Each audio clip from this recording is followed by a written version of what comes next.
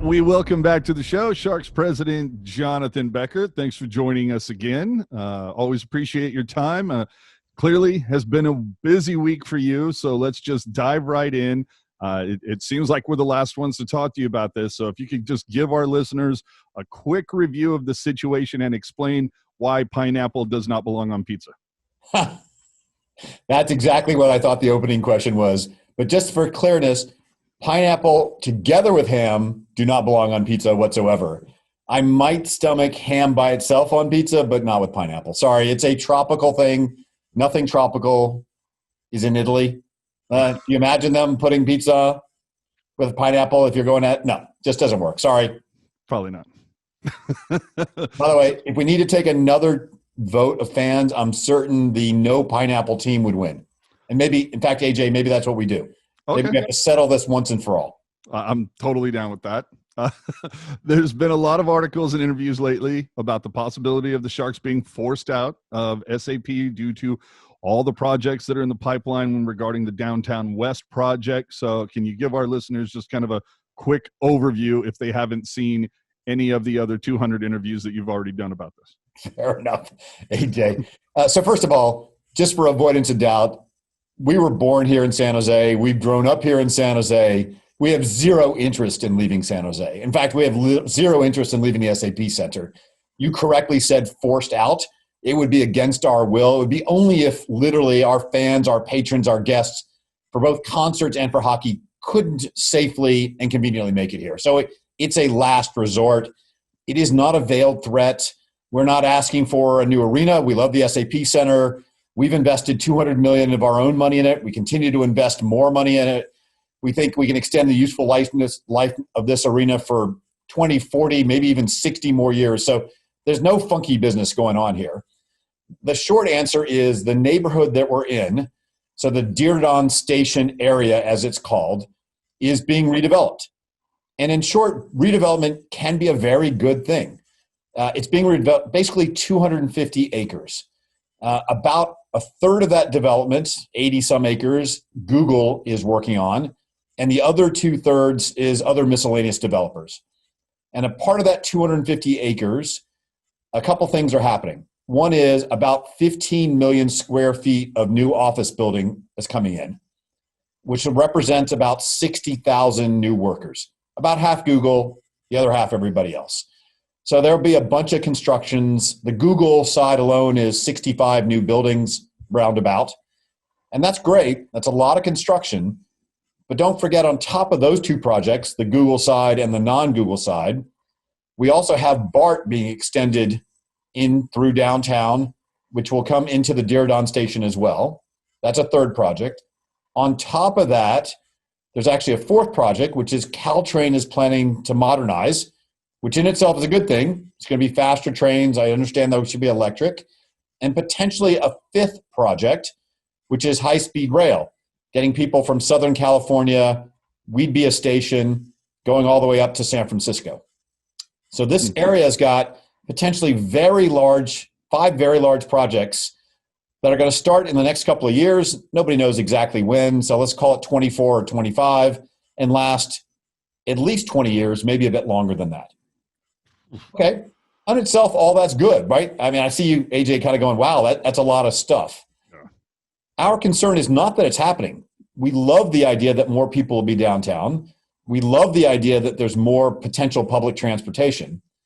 The challenges are threefold. The first is, as part of those plans as they stand right now, the street network is being fundamentally changed. Now, I know street network is kind of a complicated term, and maybe the average person doesn't know what I mean. So I'll just give you a couple of concrete examples. One is Santa Clara Street, the main thoroughfare that goes through downtown that runs right past the SAP Center, Shark Tank, for those of you that call it that.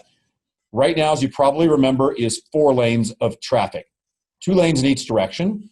It's being proposed to shrink down to only 2 lanes, meaning 1 lane of car in each direction. So that's the main east-west thoroughfare in all of San Jose. That just makes it hard to get back and forth. By itself, maybe that would be okay, but also both Autumn and Montgomery, the ones that are perpendicular to Santa Clara that you use to get here if you come from the 280 side, those are also being proposed to shrink down from 4 lanes to 2 lanes. So essentially, it's being choked off. What's your cat's name? This one is Toby. Hi, Toby. So Toby is objecting to all the. See, Toby would like to have 4 lanes of traffic around you, right, the same way that you'd like to. So as there's less and less ability to get in, it's not so much are there parking spots, it's can I drive there or not? Yep. Now, I'm just going to go ahead and say what's maybe on your mind or others, which is, well, maybe you don't drive. Maybe you take public transportation. No, that's not on my mind. I'm a big proponent of, I'm a big car guy. I enjoy coming and going on my own schedule, not relying on mass transit. But fair enough. And there'll be plenty of people like you, but let's play the numbers. Right now, somewhere between 10 and 15% of our guests use public transportation for a concert or a hockey game. That's probably a little low. We'd like more people to do that. So as BART expands, as Caltrain, as more people live downtown, they might bike or walk.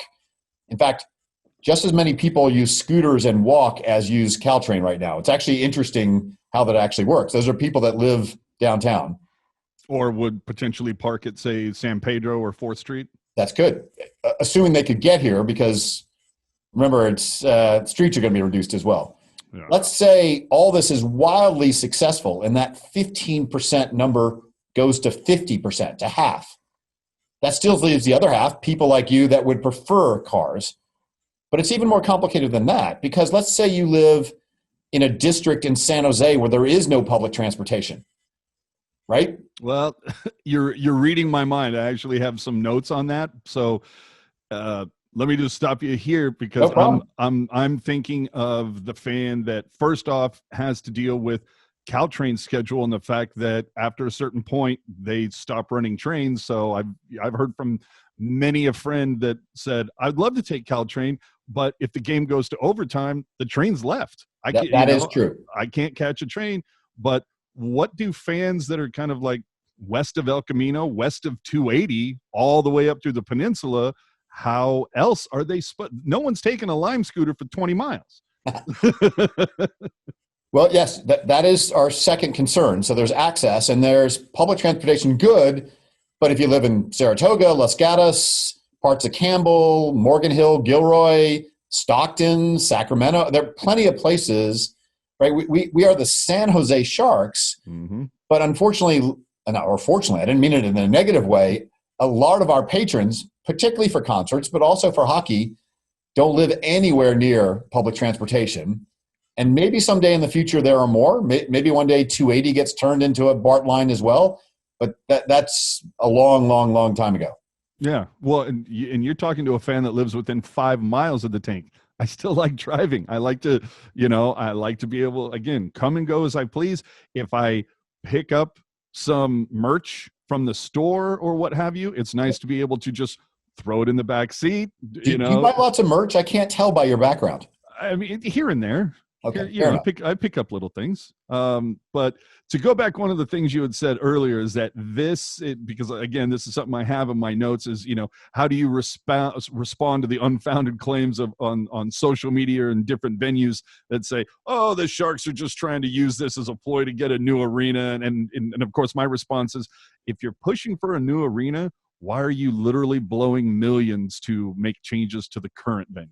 Yeah. I mean, that's a great response. I mean, I said during the city council meeting on Monday, we've invested more than $5 million in this building since the pandemic happened. So no events, right? We're not bringing new revenue in, but we're still investing in the building because that shows you how much we love it. In fact, we've invested more in the building than it costs to build.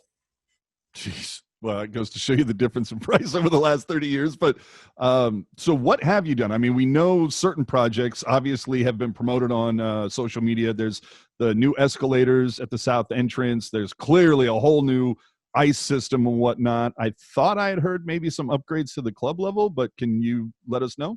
I hadn't heard that rumor yet. So you work there, right? Yes, I do indeed work here. It's possible that somebody upgraded the clubs and I don't know about it. I should go check that out now. Maybe they put in some new carpet or a new bar stool or something. Who knows? So look, the three main things are, the first is the south entrance escalator. For those of you that are in our building a lot, and thank you for doing that, you know that the escalator, which is was original to the building, has occasionally failed to function on game nights as well. It's been intermittent over the last 18 months. It turns out it's a difficult project. If you've ever been in the room underneath the escalator, that's the FJ room. To actually replace the escalator, we had to actually excavate into the FJ room. You had to poke down into there as well, remove the old. So clearly, it's not the kind of thing you want to do if there are vents in the building and people are around. So we've replaced it with obviously a much more modern escalator as well. For those of you that have seen some of the videos that I and the Sharks account have posted, it's got some cool lighting effects to it as well. A couple more tricks up our sleeve, which I won't hint about. But maybe next time you're there and you dance, maybe it'll dance back or something, et cetera. So it's an escalator. It's a people mover, but it's got some capabilities built into it. So that's one smaller fun thing. That one was actually planned all along to happen this summer, but the fact that we had a little bit longer meant we could do a little more and do it in I don't want to say a safer way, because we always do it safer, but we had some extra time to worry about some of the mechanics of how it worked. Yeah. What was unplanned and frankly quite expensive is we went beyond replacing just the ice chiller plant. For those of you that may not be hardcore hockey fans, although if you're listening to Teal Town, you're probably pretty hardcore. The ice chiller plant is literally the thing that manufactures the ice. It sits in the back room, and some of you may have gotten toured as well. That was older, so we replaced it for something that's more modern and can make ice more efficiently. But now that we knew that we weren't going to use the building for almost 9 months, hopefully that's the limit to that, we said, well, why don't we see if we can replace the piping that's underneath the floor itself? But in order to do that, and originally we were thinking maybe we just replace the headers. The headers are at each end of the rink, basically, right underneath where the goalie is, and a little bit bigger than that. And when we broke through the foundation, which is basically 30 years old, this all started, as you recall, construction in 1991, we opened in 1993, we recognized that we wanted to do a bigger job than we originally expected. We actually wanted to replace the entire infrastructure that's there and go from a two-header system, one that actually has piping on both ends, to one that is a single header system with much bigger pipes. And in doing so, you can basically think about what happens when we have bigger pipes. You can have more water go through. You have a much more efficient system. It turns out we can do it in a more environmental friendly way. And because it's colder, you have, yes, better ice. So even on those humid days, we can actually deal with the humidity much better.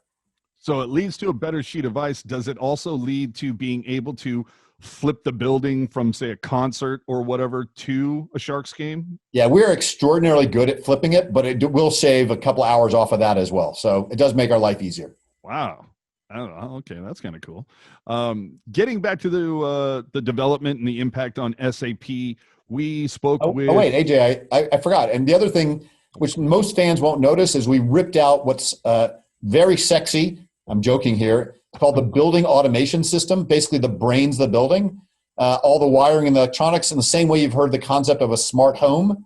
We replaced all that infrastructure and all that wiring so that we can monitor things from a single system. So we've turned it into a smart building. That's mostly for us, but it makes our lives much more streamlined.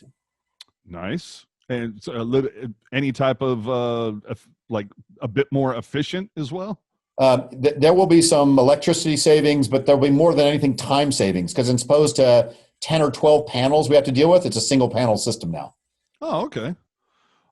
During our interview with John Todora a year ago in regards to a lot of these, the impact of Google and Diridon and what we were saying, one of the things he had mentioned, well, actually a couple, the Sharks have a lease agreement through 2025 that then goes year by year through 2040, and only the Sharks can end that deal, and they have to give 3 years notice. Is that still the case?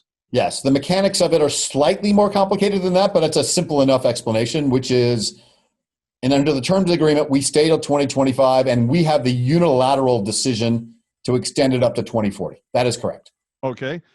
The other thing he had mentioned, and so again, I just want to clarify some stuff that John said, just in case anything had changed between now and then. Now, by the way, we only signed this agreement in August of 2018, so it's not so old.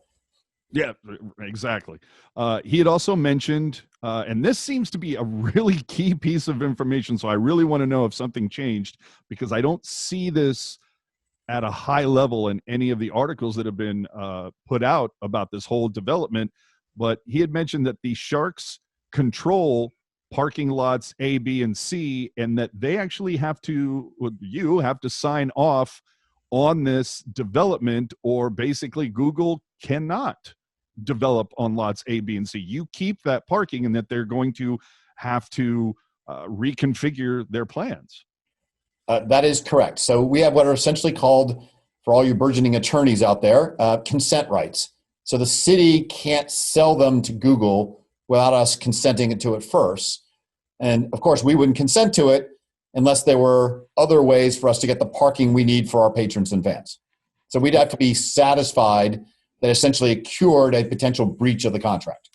Yeah, and so whatever the option was, it would have to be as good, if not better, than what's currently in place. Correct.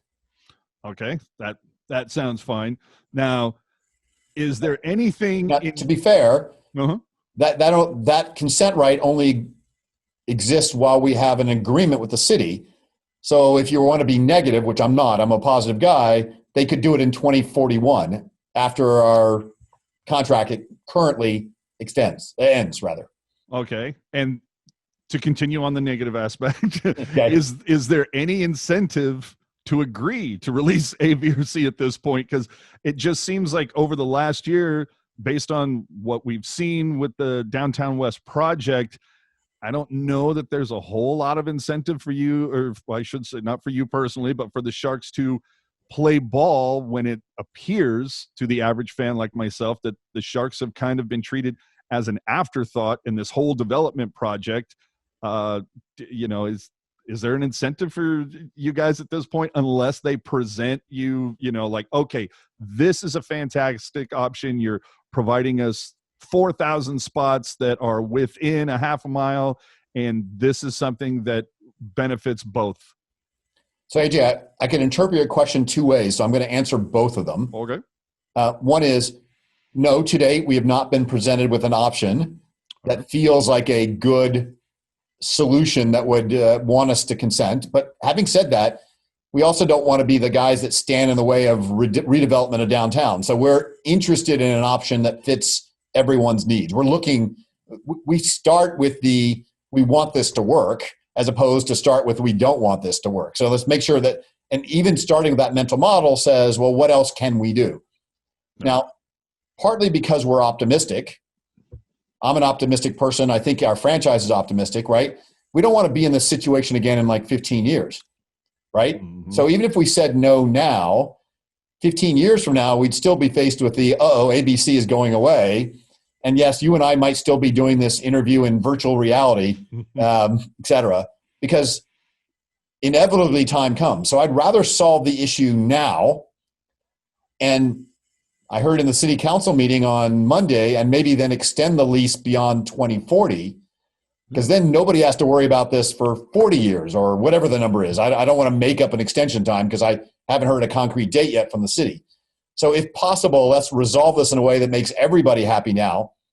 And, to use an old phrase, I do think the world can have its cake and eat it too. I think we can actually solve the Sharks issues, make Google happy, make room for Bart, solve. I don't think this is totally inoperable. I think it's possible. Well, I'm not here to sound like a Debbie Downer. Of course, I'm hopeful as a fan. I want this team to be in San Jose forever. That being said, I've had personal experience with San Jose Mayor Sam Liccardo.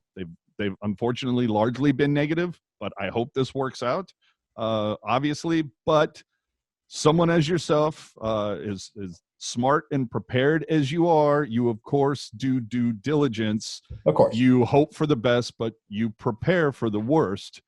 Indeed. Have you entertained, or at least, and obviously I'm sure that all the cards are kept close to the vest, but there has to be a plan B option. If Google, San Jose, whatever comes along and unfortunate events occur and you go, SAP is just not going to do it for us in the future, is it a case of looking at a somewhat close location, whether it's the Santa Clara County Fairgrounds, it's further out, say, if they scrape the Oakland Coliseum and the ballpark and you do a whole new sports thing up there where the A's get a new ballpark, the Sharks get a new arena, or even further outside of the Bay Area?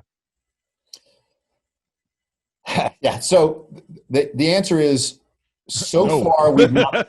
What?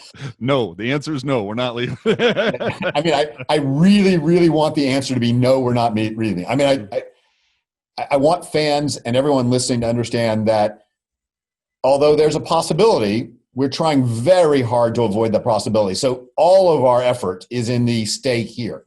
Oh. Now, having said that, you're right. You can't be so focused on stay here that you're silly and you got to run a business. Mm-hmm. And so it's occurred to us that we might be forced to leave at some point in the future. Having said that, we've had no formal conversations with any other site, but we have sat back and said, if we were forced to leave, where would we go? I mean, obviously, our first choice would be to stay in the Bay Area. I mean, come on, we're all Bay Area people. We want to stay here. Yeah. The reality of where we all live is there's not a lot of real estate in the Bay Area that you can develop for something as large as an arena. You mentioned some possibilities. Each of them have some issues built into them. They have other owners who may or may not want us. There are actually more spots further south than they are to the east and to the north. So that might be a possibility. I mean, in past years, other cities have been reached out to us and said, would you ever consider moving here? Our short answer is no. But, would we change our mind one day? I guess. But AJ, I think the time to have the conversation you're trying to poke at right now is probably still, 6-ish months away, right? There are a lot, there's no hard line in the sand where there's a last day here, but a lot of these decisions are being made by the city of San Jose in the spring timeframe in their own schedule. So I think there hasn't been significant change between now and the spring. Then we'd have to start doing what you're suggesting. Right now, it still feels too early. Okay, well, and since kind of like the big announcement that dropped a week or so ago, there's been some talk since then, some articles published, and one of the quotes I believe I read earlier today was, you felt since then that the city has heard and recognized your needs. So has your optimism level then gone up significantly over the last week? Not significantly. My optimism has definitely gone up. I think significantly would be too strong of a phrase. Right. They certainly heard us. There's been many council people that we haven't talked to previously that have interest in this conversation now. Those that we talked to frequently over the last 3 years, we've had renewed conversations with them. But I've said to a few people, and I want to say it again, is we've had a lot of conversations, many of them very encouraging over the last 3 years or so. The time to just have conversations has passed. Mm-hmm. We need results. We need action, not conversations, because otherwise it sounds nice, but it doesn't amount to anything. Exactly.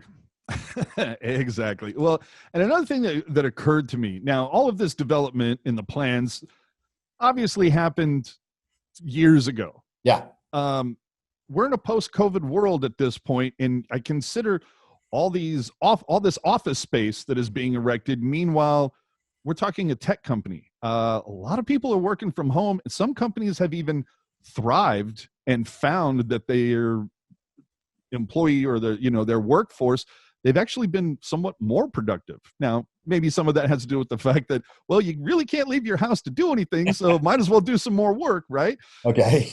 But I'm just, I don't know about you, but in the workforce, typically you had cubicles and high walls, and over the course of the last decade, many companies have kind of broken those down. We want to encourage collaboration. We want to take away the isolation between employees. Yep. So we've removed all these walls, and then we end up with what we have now with COVID. But getting back to the point, is all that office space really required now that so many people are working from home and are actually more productive in that setting? It's a really good question to ask. I've actually asked that Google, question. Right? But I think Google would have to answer that, not me. Yeah. All right. I get you. It's a fair question to ask, but remember, only half the office space is there. The other 7.5 million is various other developers as well. But it's a fair question to ask whether 15 million square feet of new office space is still needed or not. I don't know. Yeah. and I know that we did ask this question to John. I don't know that I got an actual answer. I don't know that I'll get one from you. Okay. But is this where I say, ask me your question, bridge keeper, I'm not afraid? there you go. Is there a reason? Well, I shouldn't say is there a reason, but why wasn't, as part of this whole project, because we know how mammoth this is, was there some sort of a reason? Now, I get it. You guys love SAP, but it is a 30-year-old building. Last time I looked, buildings don't ever get younger. So is there a reason why a new arena was not designed into these plans? Well, so again, two ways to answer that question. We didn't create the plans. So you're asking me why the city, Google, and others. Well, they didn't come to you, I guess. Right. Frankly, we found out about many of these things when the public did as well. We weren't really given advance warnings. In fact, when what's called DSAP, the Diridon Station Area Plan, which the city published last month, and Google's Downtown West Draft EIR, when those were published also last month, combined roughly 2,000 pages, that was the first we'd seen it. Now, it's fair. We knew some pieces of it. We'd had some hints over the last year or two, but we're like the rest of the public on many of those things. We learn as we go along, et cetera. So why wasn't back in 2014 and 2017 when all this started, why wasn't a new arena considered? You'd have to ask the people involved then. Jeez. Remember, we're a city-owned building. This is not a private building. Now, having said that, at this point, it's clearly a public-private relationship, right? As I said, we've invested more in the upkeep and the modernization of this building than the city originally spent in building it back in 1991 to 1993. And assuming we stay here long-term, we'll invest that much again over the next 20, 25 years. So, it's a little bit, yes, it's a 30-year-old building, but most buildings of our age have not had so much money put into them as ours has. That's why, it's clearly older. Don't get me wrong. I'm not going to dispute that, but that's why it doesn't feel as run down as some 30-year-old buildings, because so much time has been put into it and money. Yeah. Yeah, absolutely. I guarantee you the Cow Palace feels today like it did when it was first opened. Well, there are even other NHL buildings, which I won't name, that feel their age more than we do. I can imagine. So aside from the changes that happened to SAP, there have been changes that have occurred at Solar4America. Indeed. So can you give us an update as to a few things? What's the target date for the Barracuda Arena? Has that been progressing as planned? Yeah, if we had an initial delay because of COVID, but since we broke ground in August, I guess it was, we're on schedule. I almost don't want to jinx it, slightly ahead of schedule, but as much as you can be in 3 months, we're on schedule, and we're projected to have the CUDA play their first home game in, I guess that would be October of 22. So for the 22-23 season, it's basically a 2-year build out, a little bit less, but basically a 2-year build out. So far, knock on wood, all things going schedule. Some people may have seen the videos or time lapse that we posted as well. One of the fun things that I think most people have missed is the home goalie side so the defend twice is open. So there's actually a bar there where you can buy drinks and see into the ice. And I posted an interesting photo of what that would look like as the rink is actually going in. And that's going to be one of the coolest spots, and certainly of all the AHL, maybe even in NHL as well. So I can't wait to see that building. Remember, roughly 4,500 people kind of thing, smaller, more CUDA friendly, but there are also suites there. There's some office space. There's some great food. It'll continue our tradition of interesting food like we've had in the big building as well. Nice. Then the thing I wanted to find out, the practice facility that the Sharks use, they had their ice also upgraded. Correct. We basically took advantage of the downtime to do what we've done in the big building, which is rip out the ice, rebuild the entire structure, and make it better as well. So again, stronger, better ice. So with this build out, has there been any changes to any of the other Sharks? They'll continue to use that sheet. They'll continue to use their practice facilities. Correct. And all that. We'll have a reconfiguration of somehow the locker rooms work by the time we open the new rink, but that comes last. That comes basically a year from now. Okay. And so I asked this from the fan perspective. Again, we're in a post-COVID world. will there be any changes that fans can look forward to for those who enjoy going to watch practices? Or have those even been considered at this point? Yes. Post-COVID world is a funny phrase. So I'll say, because I'm not sure COVID magically goes away anytime in the short term. Oh, they're not going to just turn it off somewhere? No. So let me answer it kind of in stages. It seems somewhere between likely and highly likely that player interaction for this season, however the season, is going to be dramatically limited. Not just around games. I'm guessing there's going to be no hi-fi tunnel, but even on practice. And by the way, it's funny, I don't even know exactly what to call this season. It seemed odd to call it the 2021 season, since it's clearly not going to take place in 20. So we'll just call it the 21 season. My guess is it's going to be highly restricted, and practices, although not finalized, if I were to speculate, more likely to be closed. Or if not closed, you'll have to be socially distant and away from it as well. So yes, access to players in all will be limited. It is my belief, however, that that's temporary. That's for this weird year and season that we're going to be in. And everything I've heard, our mental model, our business model, et cetera, says when the 21-22 season starts, which we all believe will be October of 21, that things will go back to some kind of normal. There'll still be changes, but mostly it'll feel like it did in, I'm not going to say 1920 because lots of fans didn't like 1920, so I'll say 1890.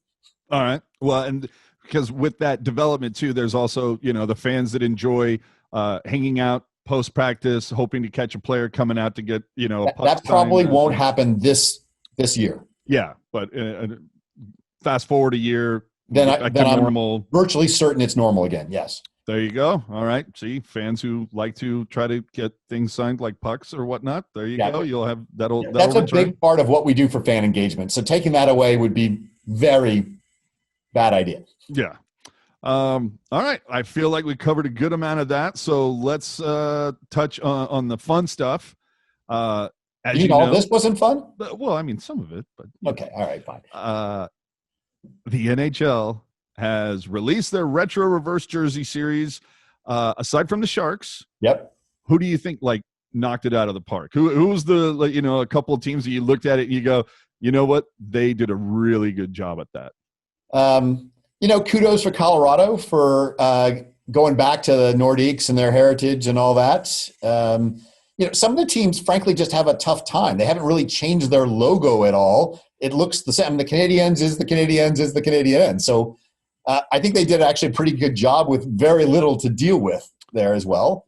Well, I don't know that you need to change the crest, but I mean, you can do some fun things like I like how Vancouver has that kind of sublimation. I would agree. Is that the fancy word for it? Sublimation? When I'm ordering softball jerseys for my softball team, that's what they call that, where it gradients from one color to another. They're called sublimated. What can I tell you? I realize that a lot of fans didn't enjoy it, but I think Minnesota was pretty aggressive on the color scheme as well. Yes, a little bit Christmas tree. I know that, but that's New Jersey. Oh, that was Jersey. You're absolutely right. Sorry about that. Minnesota looks like they're sponsored by Subway. Yeah, you're right. It was Jersey I'm thinking of. Sorry about that. My apologize to all the Devils fans that are not mad at me at the moment there. The one I will say is aggressive. I'm wondering what they were thinking. I don't want to give them any hard time. Is the Coyotes throwback was interesting. Oh, I like it. Do you? Oh, I mean, the return. I just really wish the Coyotes would just go full board. Just bring us back to Kachina. Love the Peyote Coyote. For me, the big difference was on green did not look good. On purple, there's something about it that just looks sharp. I like it. And that's the thing. I think fans will get 70% more Desert Dog references now because of those throwbacks. I would hope. But I thought I thought there were certain teams that they took advantage of this opportunity to kind of, push the envelope or take things in a new direction.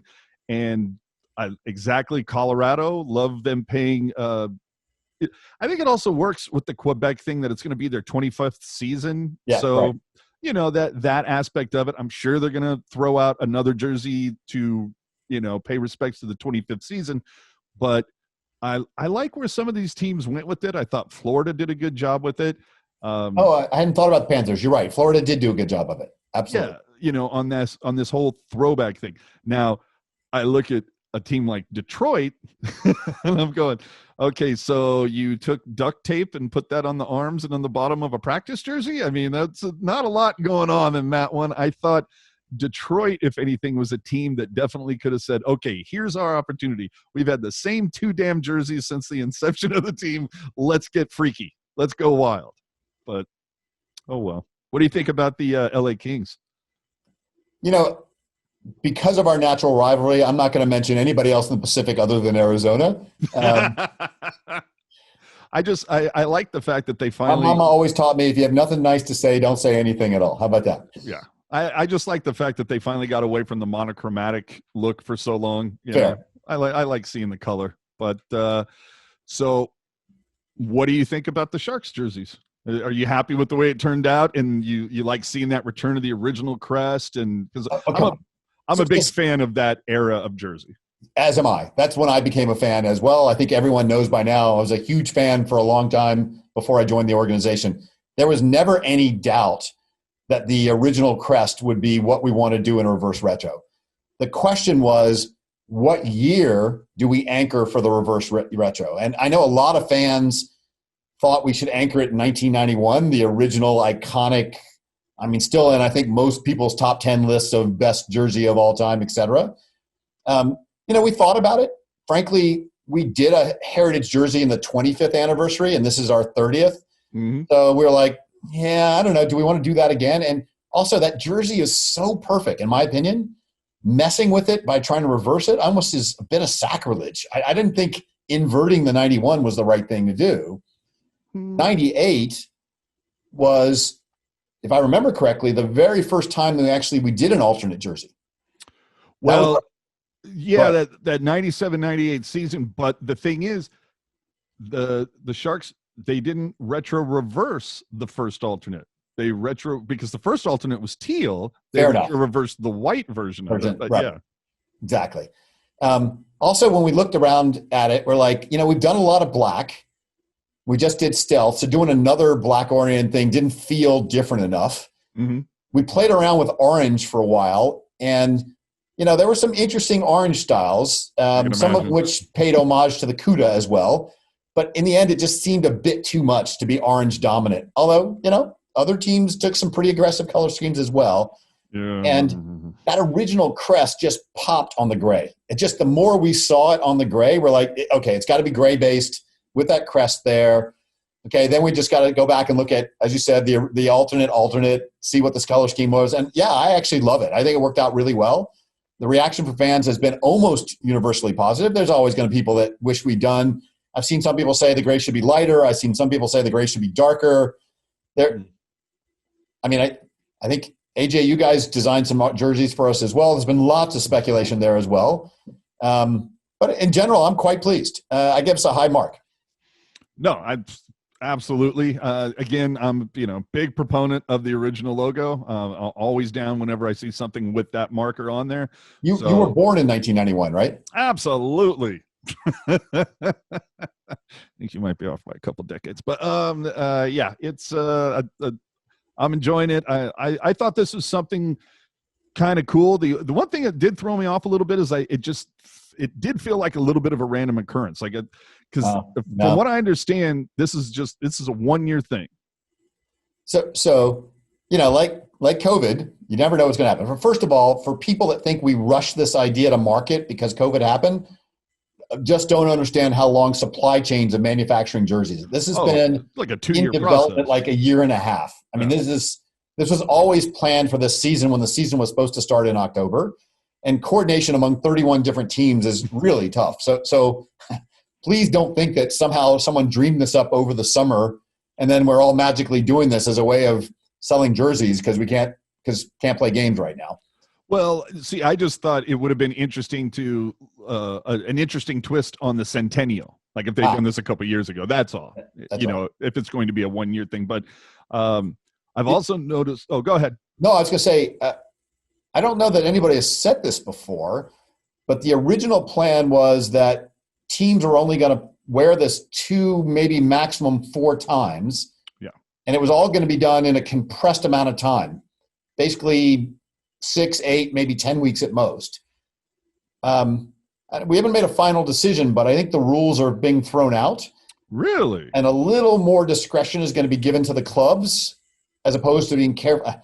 I'm saying this, I'm going to get a call from the commissioner later saying, where did you get that idea from? But that's my understanding that we're going to. And so if we are given the choice, we'll wear it more than just 2 times. We'll wear it more like 4 or maybe even 5 or 6 times.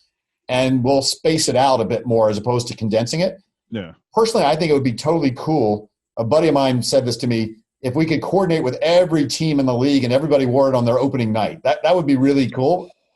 I don't know if that's going to happen or not, but it would be a nice effect. Well, the way that I understand it, these are specifically supposed to be used in kind of like rivalry games. So you would see these, the Sharks implement these versus LA or there's some team in Nevada, but it would be used. There's a team in Nevada now? When did that happen?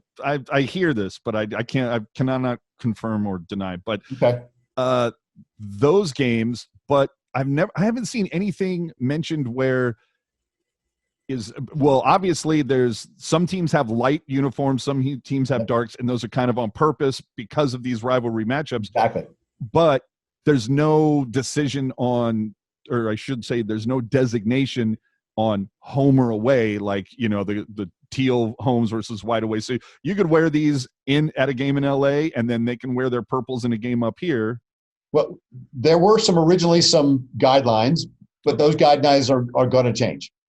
Oh, okay, perfect. All right. Well, unless there's anything else you'd like to share regarding jerseys or anything else the Sharks are considering rolling out for this 30th season coming up. Do you think we should have more jerseys?